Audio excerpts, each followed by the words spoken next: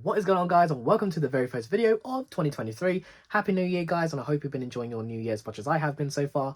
Busy at work as per usual, but nevertheless a great start to the new year for me personally, and I hope you guys have been enjoying it too. Now, as you saw from today's title, today we're going to be starting off the new year with a rehousing video. Yes, a rehousing video, can't go wrong with those. Absolutely love them. I love designing enclosures and showing guys the species that I'm going to be rehousing, and today's one is going to be the Ephebopus murinus as well as the Ephebopus cyanognathus. Two absolutely stunning tarantulas that definitely need an upgrade, and they're beautiful and they deserve a really nice looking enclosure. So that's what we're going to be doing today, setting up some really nice enclosures for them that should suit them to about medium to large juvenile size, closest to subadult, and then of course I will be needing to rehouse them further on. But for now, they're quite small and definitely need a larger environment, so that's what we're going to be providing them today. Now, before we get into today's video, guys, I just want to quickly say that according to my YouTube statistics, a lot of you guys who watch my videos aren't subscribed. So if you enjoyed today's video and you want to see more, click that subscribe button as well as the notification bell down below so you guys don't miss out on future content.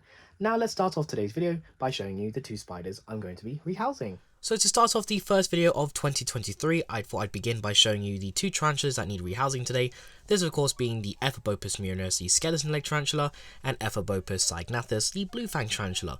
Now both of these are absolutely stunning, and Ephebopus definitely being one of my favourite genuses within the New World side of tarantulas. I can't wait to rehouse these, and I really can't wait for them to get really big. The Ephebopus murinus is starting to show those distinctive leg colorations. I'll show you those in just a second. And the blue fang, of course, having those really bright neon blue fangs. Hopefully it's a female. The Ephebopus cyanognathus is unsexed, and my murinus is a female. But enough about that, let's just show you the tarantulas. So starting off with the Ephebopus murinus female. As you can see, she is right here in this little tub.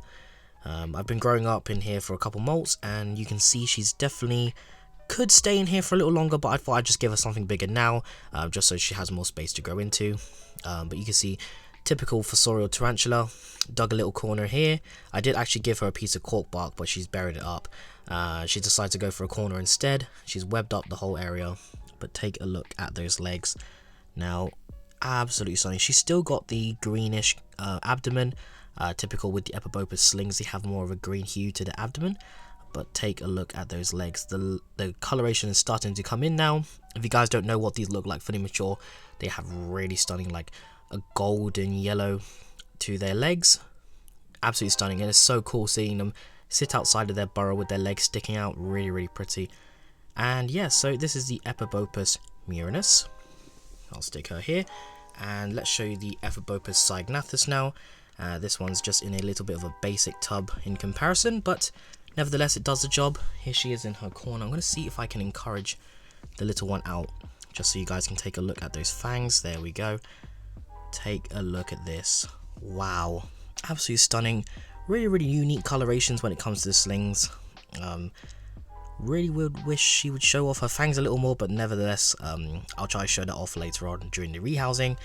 But yeah, you can see here she's got more of the greeny yellow abdomen and carapace. Really nice, like orange pinky legs, the orange striping in between the toes, and of course the neon blue chelicerae, the fangs, which is where they get their common name from. Absolutely stunning. And yeah, so these two will be going into the same size enclosure. I'll be showing you those in just a second once I put them together, and once I do, we'll get these two rehoused. So that's me showing them off. Let's show you the enclosures that they're going to go into. So how stunning were those Ephebopus, guys? Really beautiful tarantulas, and if you guys have not kept Ephebopus before, I highly recommend doing so, particularly the Ephebopus murinus, because despite being a new world, they have the attitude of an old world. They can be really defensive at times, but nevertheless absolutely stunning. So let's show you the enclosures that I made for them now. What I went ahead and did was set up some tubs for them.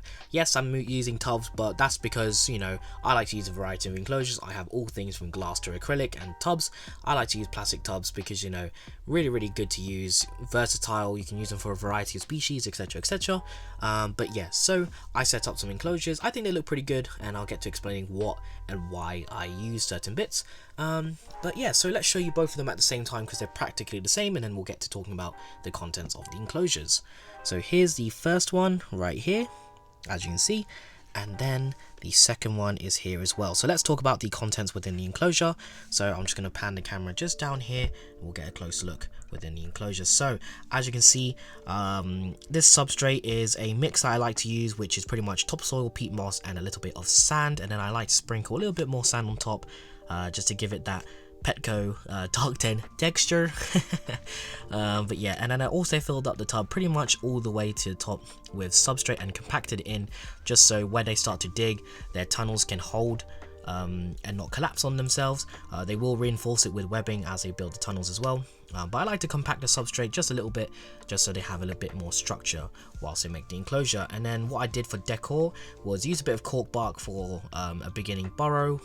I hope they utilized it this time. I did use cork bark in the murinus's tank, and she decided, you know what, I'm just going to web all over the top of the cork bark and dig myself into a corner.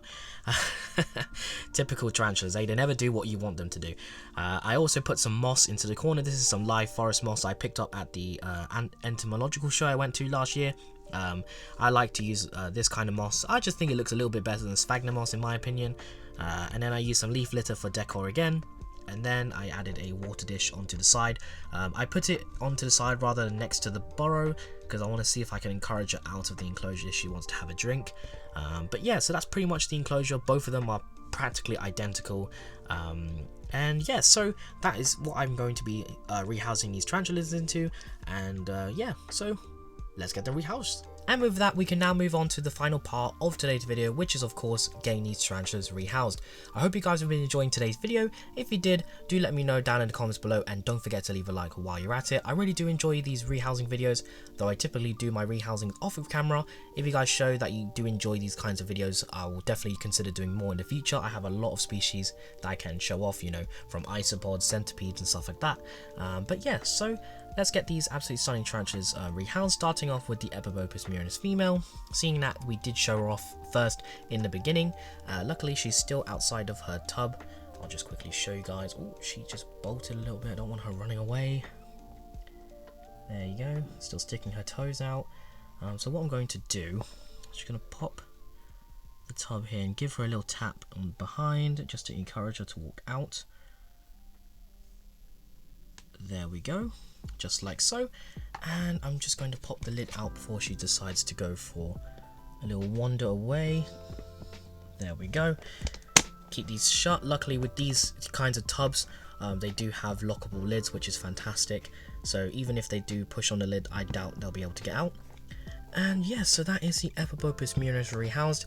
I do apologise for the kind of scratched up lid. This is a reused tub, but yeah, so hopefully she settles in nicely here, and she has a lot of space obviously, and she can grow up in here for quite a while. I probably won't have to rehouse her until she gets to close to sub-adult size now. But yeah, so that is the Ephebopus murinus rehoused. Let's move on to the Ephebopus cyanognathus. With the Ephebopus murinus female rehoused, now we can move on to rehousing the Ephebopus cyanognathus. Now, although this tarantula is really beautiful, it is quite bolty as well, so I'm hoping that it doesn't do a runner on me. So I'm going to try and get her out of her tunnel. Oh, looks like she's already out, thank goodness. Give you a little look. I am calling it her because I am hoping it's female, but there we go, there it is. And I'm going to do the same as I did with the murinus and just encourage it to come out of its enclosure. Just like so. There you go, nice and slow. You can get a good look at the blue fangs right there. No, don't go up, go down, down, down. No, not up. Ah, what are you doing? Okay, hold on 1 second guys. Oh, crawling onto my hand.